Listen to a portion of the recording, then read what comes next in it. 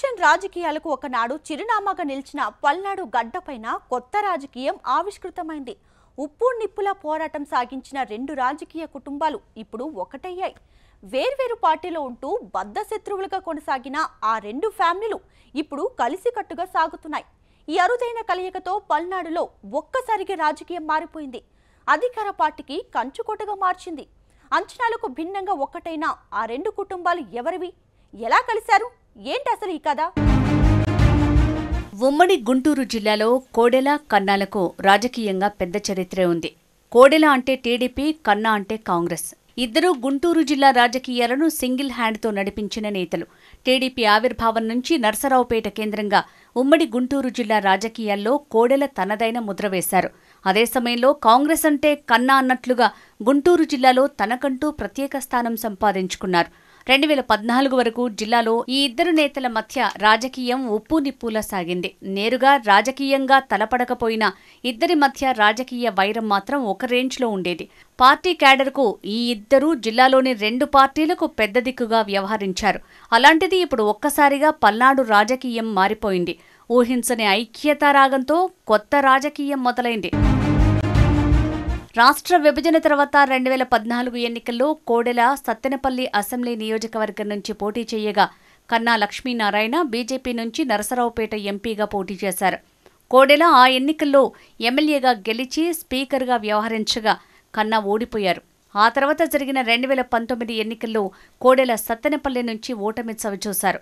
YCP సర్కార్ హయాంలో ఆయనకు జరిగిన అవమానాలతో భౌతికంగా దూరమయ్యారు.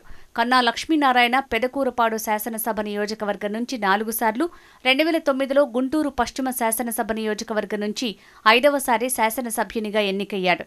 బీజేపీ రాష్ట్ర అధ్యక్షుడిగాను పనిచేశారు. అయితే రాష్ట్రంలో మారిన రాజకీయ పరిణామాలతో 2024 ఎన్నికలకు ముందు అనూహ్యంగా కన్నా లక్ష్మీనారాయణ టీడీపీలో చేరారు. కోడెల మరణం తర్వాత ఆయన కుమారుడు శివరాం సత్తెనపల్లి టీడీపీ సీటుపై భారీగా ఆశలు పెట్టుకున్నారు. అదే టైంలో టీడీపీలో చేరిన కన్నాకు అధిష్టానం నుంచి సత్తెనపల్లి సీటుపై హామీ దక్కింది.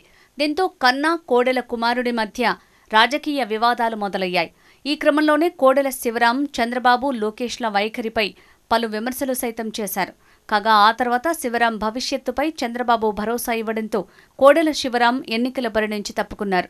దీంతో కన్నా లక్ష్మీనారాయణ సత్తెనపల్లి నుంచి పోటీ చేసి విజయం సాధించారు. అయితే కన్నా టీడీపీలో చేరక ముందు నుంచే కోడెల శివప్రసాద్ పేరు చెరిపివేసే ప్రయత్నాలు చేస్తున్నారంటూ శివరాం ఆగ్రహం వ్యక్తం చేయటాన్ని కన్నా గుర్తించారు. కన్నా టీడీపీలో చేరిన దగ్గర నుంచి కోడెల పేరు వినపడేలా చర్యలు తీసుకుంటూ వచ్చారు. ఎన్నికల తర్వాత కూడా కన్నా వివిధ గ్రామాల్లో కోడెల విగ్రహాలను ఏర్పాటు చేయిస్తూ వస్తున్నారు. కూటమి ప్రభుత్వం కొలువుదీరిన తర్వాత 1-2 చోట్ల కోడెల విగ్రహంపై వివాదాలు తలెత్తిన మాజీ మంత్రి కన్నా తనదైన శైలిలో వాటికి ముగింపు పలికారు. భీమవరంలో కోడెల ఫ్లెక్సీల తొలగింపు, రుద్రవరంలో విగ్రహాల వివాదాలు సమసిపోయాయి. ఇక అప్పటి నుంచి కన్నా లక్ష్మీనారాయణ, కోడెల శివరాం మధ్య సఖ్యత కుదిరినట్లు ప్రచారం జరుగుతోంది. ఈ మధ్యకాలంలో పలు గ్రామాల్లో ఎన్టీఆర్ విగ్రహంతో పాటు కోడెల శివప్రసాద్ విగ్రహాలను కన్నా ఆవిష్కరిస్తూ వస్తున్నారు. ఈ సందర్భంగా ఏర్పాటు చేసిన సభల్లో కోడెల శివరాం కూడా పాల్గొన్నారు. కన్నా, కోడెల శివరాం పక్కపక్కనే కూర్చొని మాట్లాడుకోవటాన్ని కూడా అభిమానులు గమనించారు. అయితే నియోజకవర్గంలో ఎక్కడ కోడెల విగ్రహావిష్కరణ జరిగినా అక్కడికి శివరాం, కన్నాతో పాటే పాల్గొంటున్నారు.